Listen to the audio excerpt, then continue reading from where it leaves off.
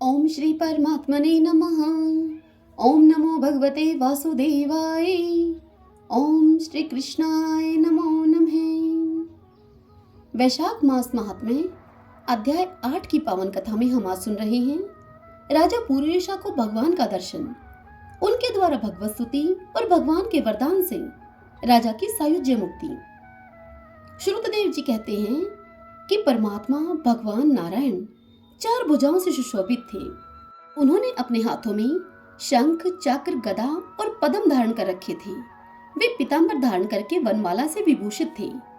भगवती लक्ष्मी तथा एक पार्षद के साथ गरुड़ की पीठ पर वह विराजित थे। उनका दुसह तेज देखकर राजा के नेत्र सहसा मुंद गए। उनके सब अंगों में रोमांच हो आया और नेत्रों से अश्रुधारा प्रवाहित होने लगी। भगवत दर्शन के आनंद में उनका हृदय सर्वथा डूब गया। उन्होंने तत्काल आगे बढ़कर भगवान को साष्टांग प्रणाम किया और फिर प्रेम विह्वल नेत्रों से विश्व आत्मदेव जगदीश्वर श्री हरि को बहुत देर तक निहार कर उनके चरण धोए और उस जल को अपने मस्तक पर धारण किया।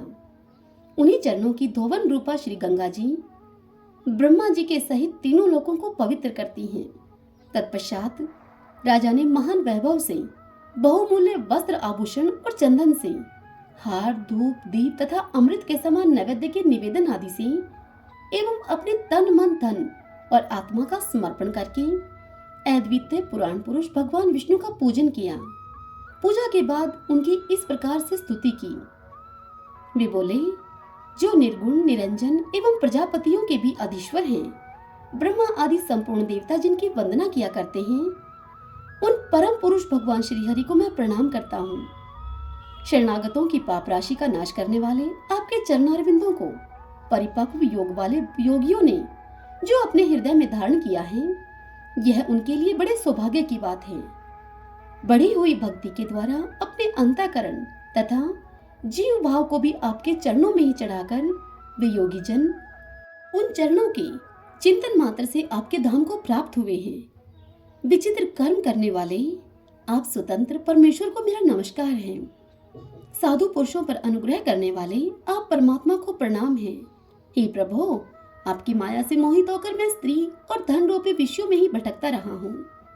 अनर्थ में ही मेरी अर्थ दृष्टि हो गई थी। हे प्रभु, हे विश्वमूर्ति, जब जीवों पर आप अनंत शक्ति परमेश्वर की कृपा होती है, तभी उसे महापुरुषों का संग प्राप्त होता है, जिससे यह संसार समुद्र गोपद के समान हो जाता है। हे ईश्वर, जब सत्संग मिलता है तभी आप में मन तथा बुद्धि का अनुराग होता है। मेरा समस्त राज्य जो मुझसे छिन गया था, वह भी आपका मुझ पर महान अनुग्रह ही हुआ था, ऐसा मैं मानता हूँ। मैं न तो राज्य चाहता हूँ, न पुत्र आदि की इच्छा ही रखता हूँ और न कोष की ही अभिलाषा करता हूँ। अपितु मैं तो मुनियों के द्वारा ध्यान करने योग्य जो आपके आराधनीय चरणारविंद हैं, उन्हीं का नित्य सेवन करना चाहता हूँ।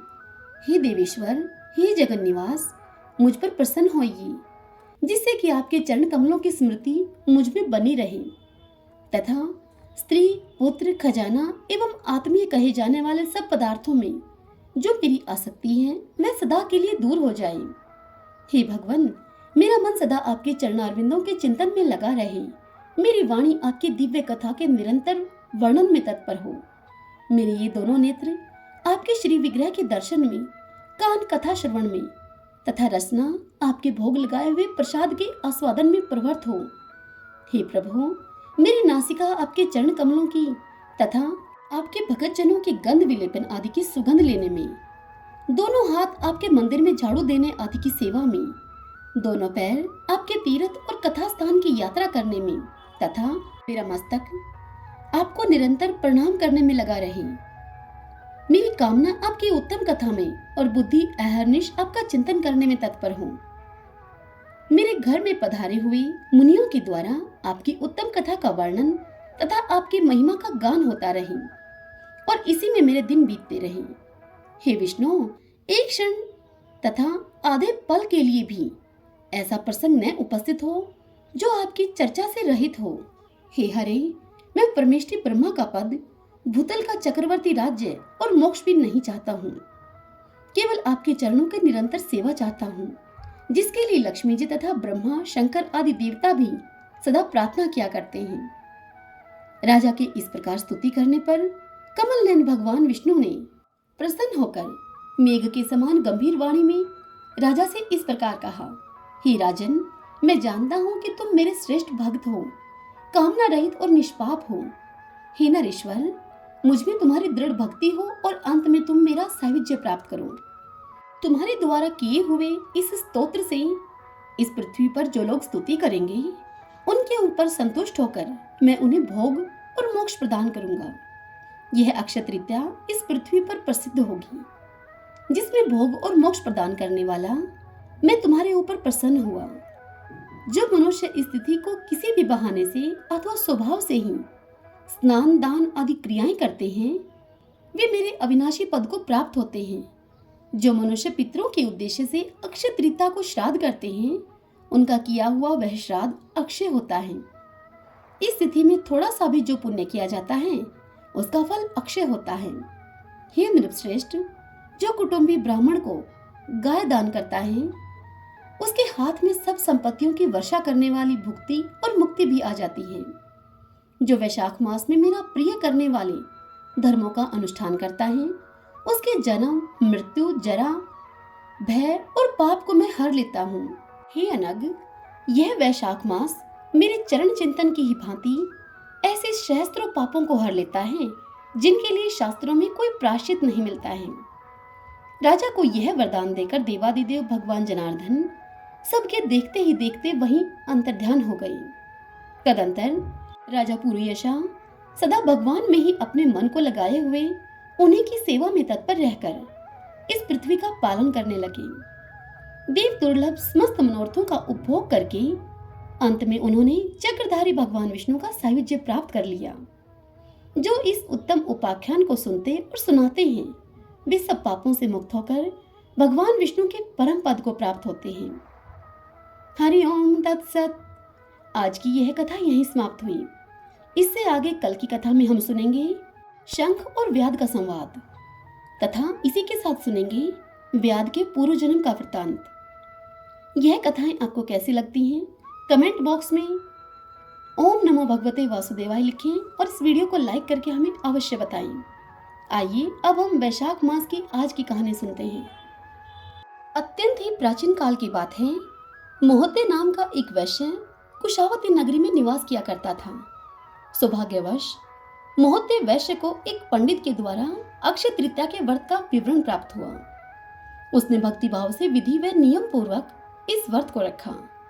व्रत के प्रताप से वह वैश्य कुशावती का महाप्रतापी शक्तिशाली राजा हो गया। उसका कोष हमेशा स्वर्ण मुद्राओं, हीरे जवाहरातों से भरा रहता था। राजा स्वभाव से ही दानी भी था। वह उदार मन होकर मुक्त हाथ से दान देता था। एक बार राजा के वैभव और सुख शांतिपूर्ण जीवन से आकर्षित होकर कुछ जिज्ञासु व्यक्तियों ने राजा से उसकी समृद्धि का कारण पूछा।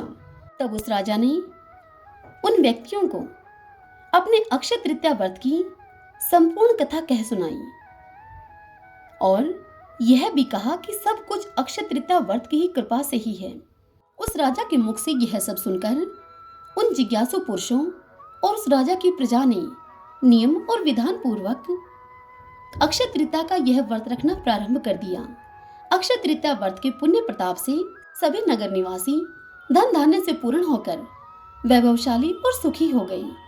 हे अक्षय तृतीया, हे अक्षय तीज माता, जैसे आपने उस वैश्य को वैभव और राज्य दिया, वैसे ही अपने सब भक्तों और श्रद्धालुओं को धन और सुख देना, सब पर अपनी कृपा बनाए रखना। आपसे हमारी ऐसी विनती है। सब बोलिए अक्षय तीज माता की जय, विष्णु भगवान की जय।